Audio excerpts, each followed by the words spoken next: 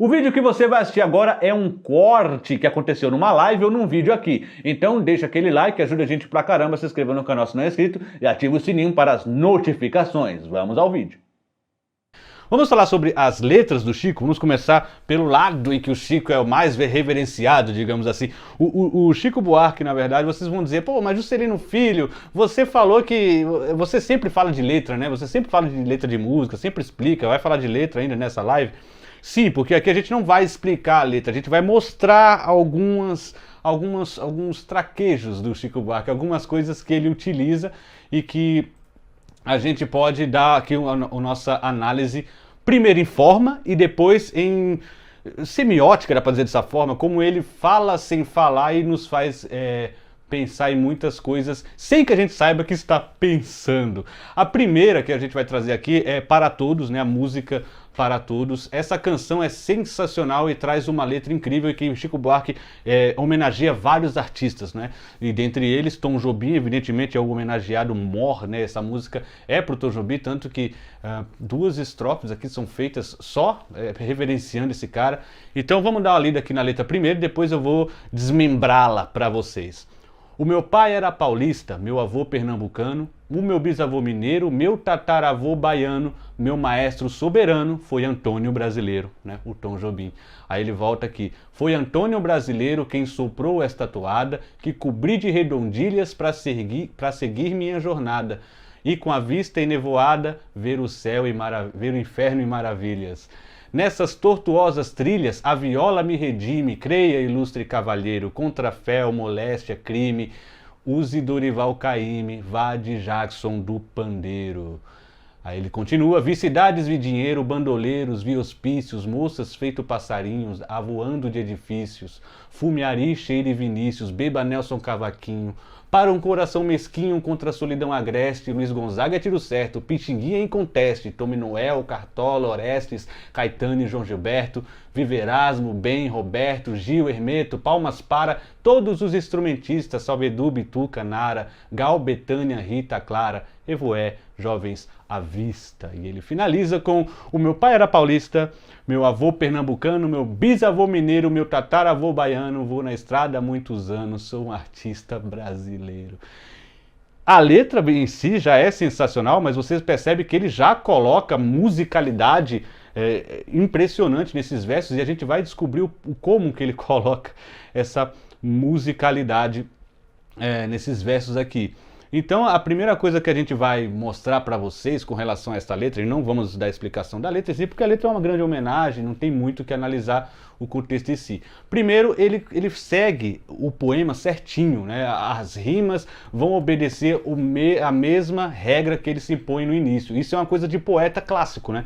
Então, por isso que há aquela discussão, poeta é letrista é poeta. O próprio Chico falou que ele não é poeta, mas ele usa todos os elementos da poesia para fazer uma música, olha só. Então, meu pai era paulista, a gente conta como A, né? Meu avô pernambucano, não rima, então é B.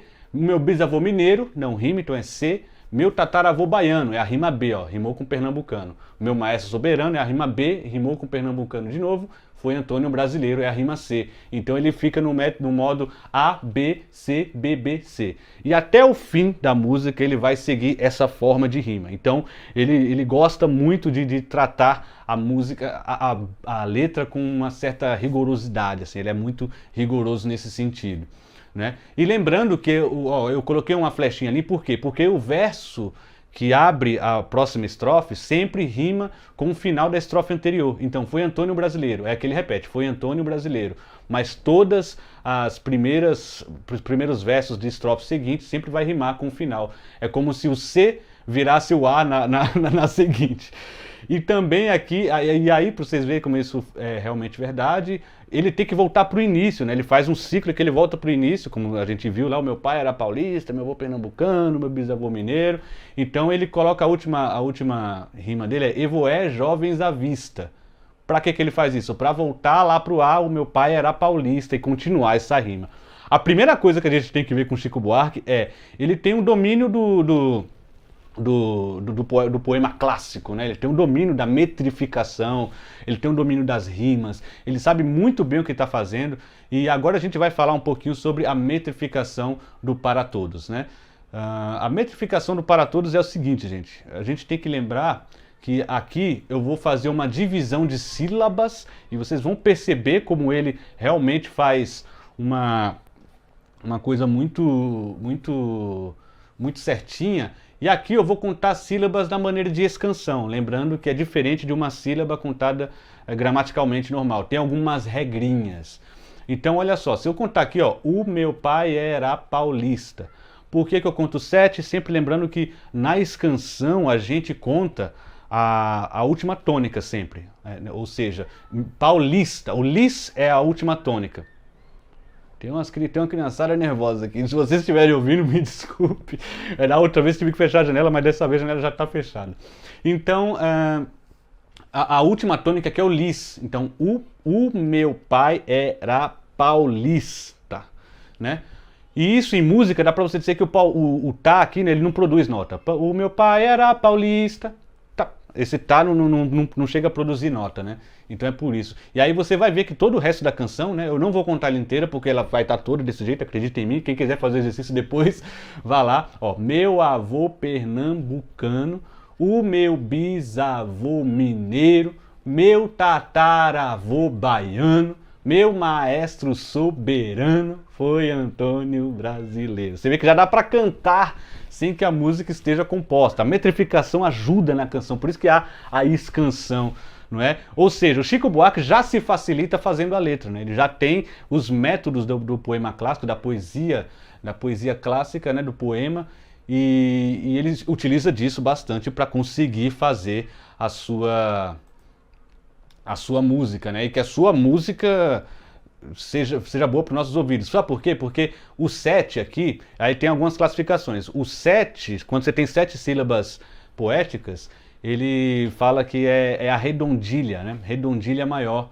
Então, aqui o Chico Buarque faz uma redondilha. Você sabe que ele está fazendo propositalmente, que ele sabe o que ele está fazendo, porque ó, foi Antônio Brasileiro quem soprou esta toada que cobri de redondilhas. Ele sabe que ele está usando redondilhas, não é por acaso. Então, a primeira coisa do Chico Buarque que a gente tem que entender é que ele deixa muito tênue essa linha entre o letrista e o poeta, né? Ele é um poeta letrista.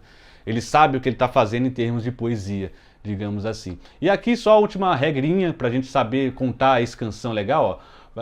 Para seguir minha jornada e com a... Olha, você percebe que uma não é a mesma coisa de você separar sílabas da maneira gramatical, porque aqui é como você fala, e com a, você faz um som só, e com a vista é nevoada, entendeu? A separação ficou diferente aqui, ver o inferno e maravilhas. Então, só ficar atento nisso aí. Pode contar agora o resto, pode contar e veja como a metrificação e as rimas são precisas. Isso é coisa de poema clássico. Então, Chico conhece de poema clássico. Então, a primeira coisa que você tem que saber de Chico Buarque é ele sabe muito bem o que está fazendo em termos de poemas clássicos. Agora, em termos de dizer sem dizer, em termos de estar falando e a gente não está percebendo. Essa parte é muito interessante, né? Aqui também tem algumas rimas que ele se impõe, são rimas mais difíceis, né? Rimas mais complicadas. Você percebe que ele tem alguns nomes para trabalhar, ele pode colocar umas rimas mais tranquilas, mas ele quer rimar Vinícius. E olha como ele se coloca essa dificuldade, ele coloca hospícios, edifícios para rimar com Vinícius. Olha as palavras que ele tem que buscar para fazer, e aqui ele repete, aqui eu botei também em Orestes. Né? Contra a solidão agreste, Luiz Gonzaga é tiro certo, Pixinguinha em conteste. Olha a palavra que ele tem que buscar para depois botar o Orestes, né?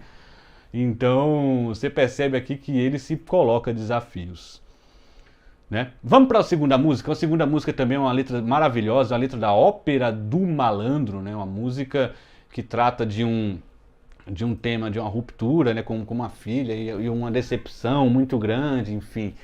Mas a música ela é feita para uma peça, ela também tem ali suas inflexões políticas, né? Também fala um pouquinho sobre a situação do país, mas infelizmente, ou aliás, mais felizmente, a gente consegue, fora desses contextos, ter todo o sentido universal.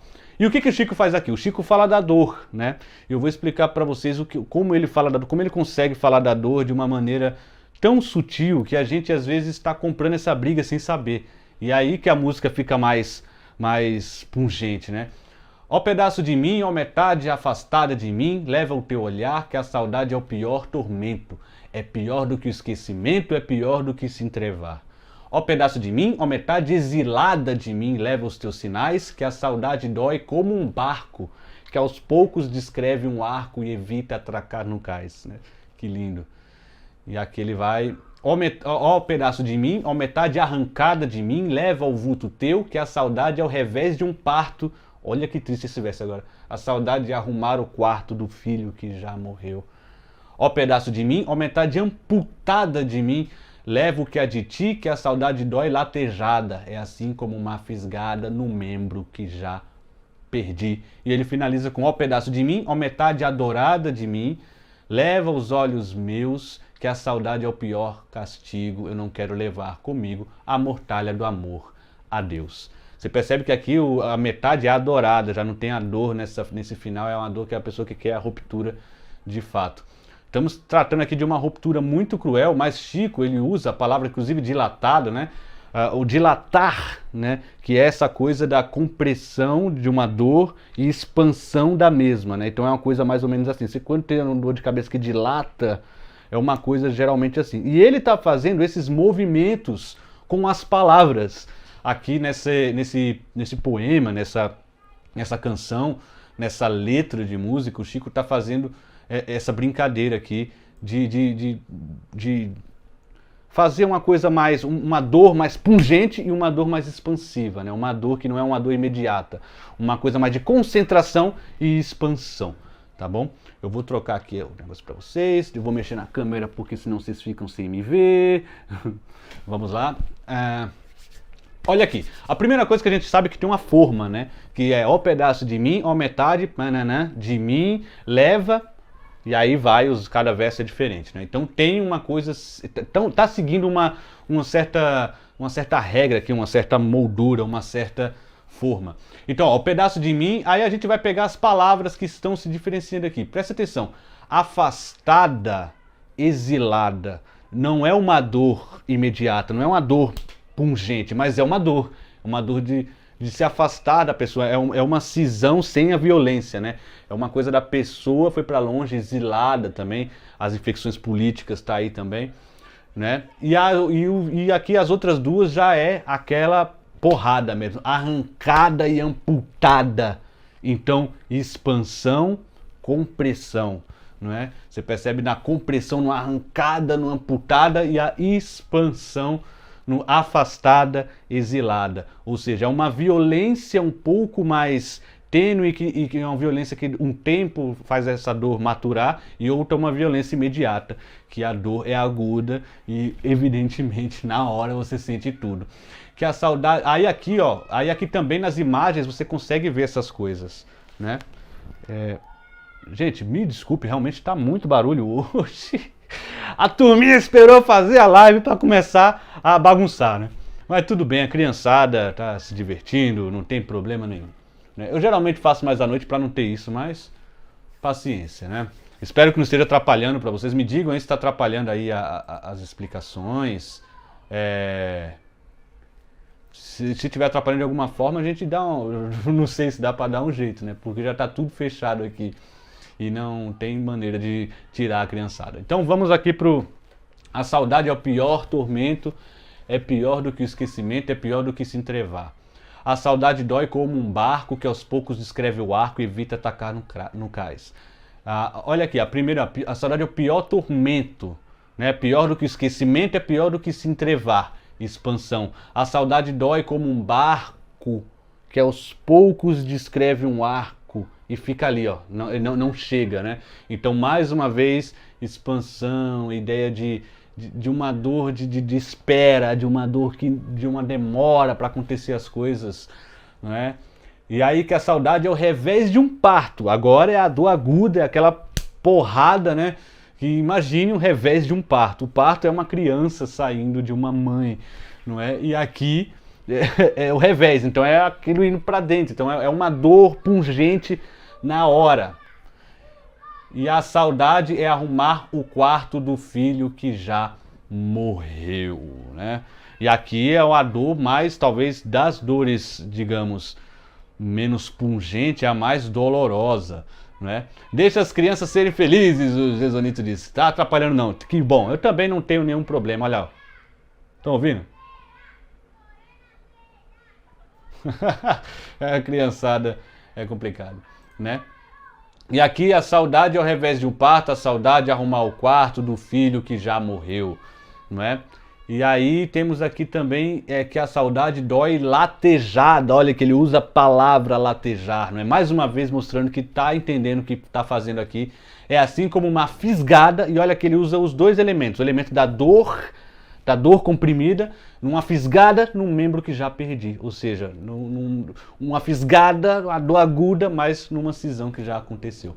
Então Chico aqui está brincando com essas imagens, né, de compressão, expansão, e trazendo imagens dolorosas, né, imagens terríveis, mas digamos assim, contrabalanceadas com imagens dolorosas de tempo, imagens que não dói na hora. Isso faz essa ideia da dor, né? A tensividade da dor. Muito legal, né?